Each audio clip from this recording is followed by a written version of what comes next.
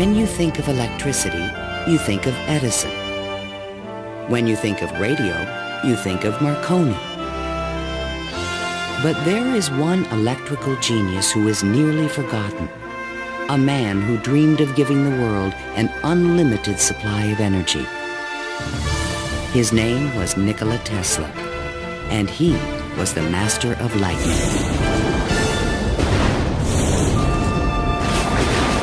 This program was made possible by contributions to your PBS station from viewers like you.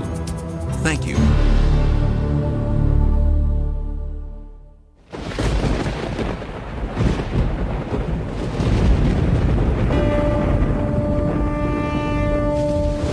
The progressive development of man is vitally dependent on invention. Its ultimate purpose is the complete mastery of mind over the material world, the harnessing of the forces of nature to human needs. Nikola Tesla, 1919.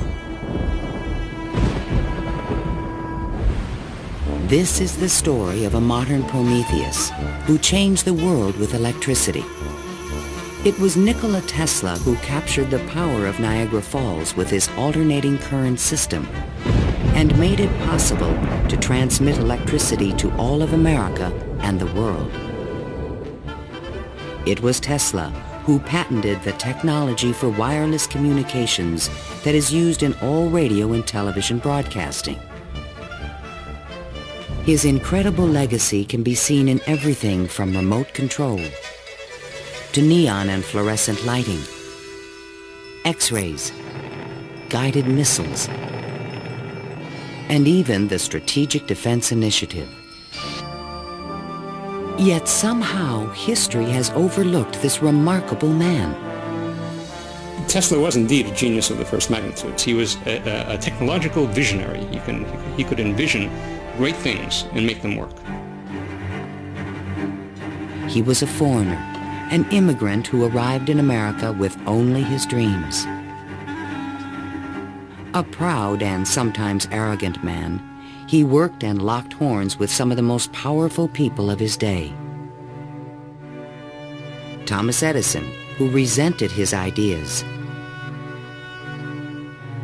Guglielmo Marconi, who capitalized on his inventions. George Westinghouse, who created the Westinghouse Electric Company with Tesla's patents. And the great financier, J. Pierpont Morgan, who supported and then abandoned him. At the height of his career, Tesla was one of the most famous men in the world. His inventions helped America grow into a powerful industrial nation. His ideas created billion-dollar corporations. But Tesla was not a practical man. Always driven toward the next great breakthrough, he failed to protect his commercial interests. In the end, others made fortunes with his inventions, and he wound up penniless and rejected. Money does not mean to me what it does to other men. All my money has been invested in inventions to make man's life a little easier. He was a visionary genius. There aren't many of them. And he was willing to give his life to his visions.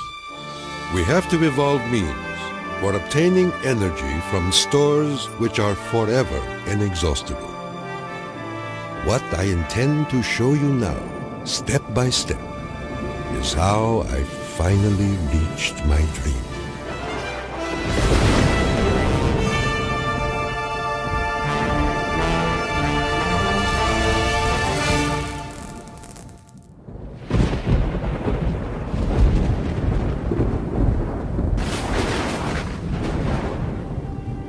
This is the house in which, by coincidence bizarre, I was born on the stroke of midnight between July 9 and 10, 1856.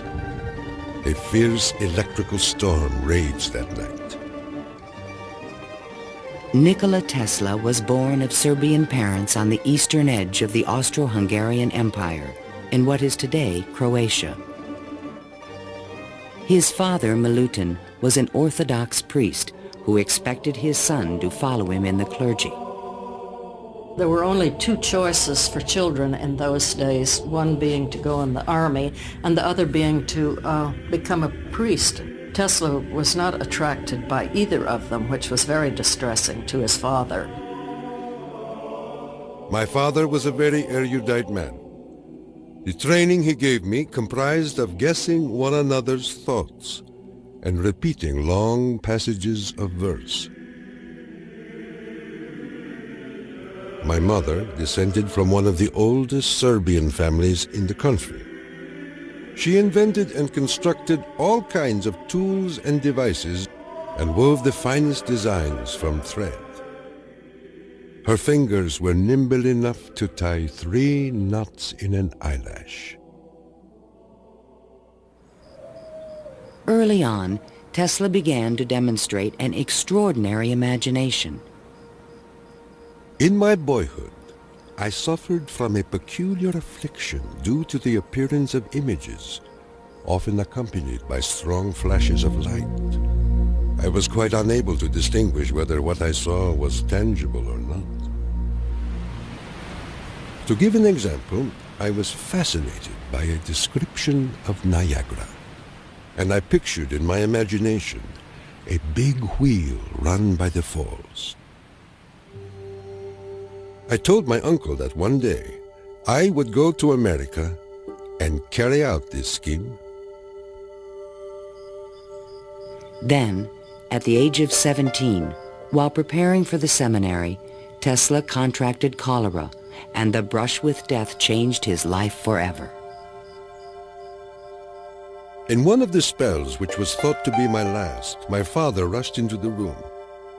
"Perhaps," I said, "I may get well if you will let me study engineering."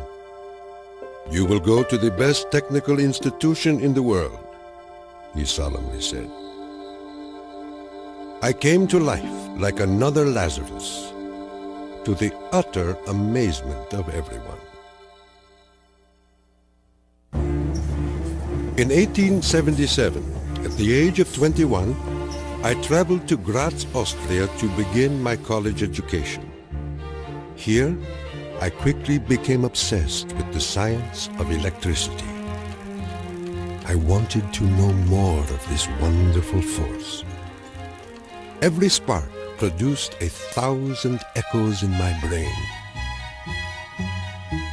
In 1831, in England, Michael Faraday had discovered the principle of electromagnetic induction, which made it possible to generate electricity. Faraday discovered that if you have an electric circuit in a changing magnetic field, it would induce an electric current to run in the wire. So this was the invention of the method of creating oscillating or AC electric currents. And it was that invention that Tesla later harnessed into the electrical system that drives our civilization. Early electric motors operated on direct current electricity, but required a system of sparking connections to induce a rotary effect in the machine. I remarked to my professor that the design of generators and motors could be greatly improved by using currents that alternated. He embarrassed me greatly in front of my classmates, saying, "Mr. Tesla will never accomplish this. It is a perpetual motion scheme." Meanwhile, in America, Thomas Alva Edison had begun to experiment with vacuum tubes, producing the first commercial incandescent light bulb in 1878. Edison and Tesla would soon cross paths in a gargantuan technological struggle between direct and alternating current electricity. In 1880, Tesla moved to Budapest, where he found employment with the Central Telegraph Office. Here, his idea for an AC motor began to haunt him. In my room, I could hear the ticking of a watch with 3 rooms between me and the timepiece. A carriage passing at a distance of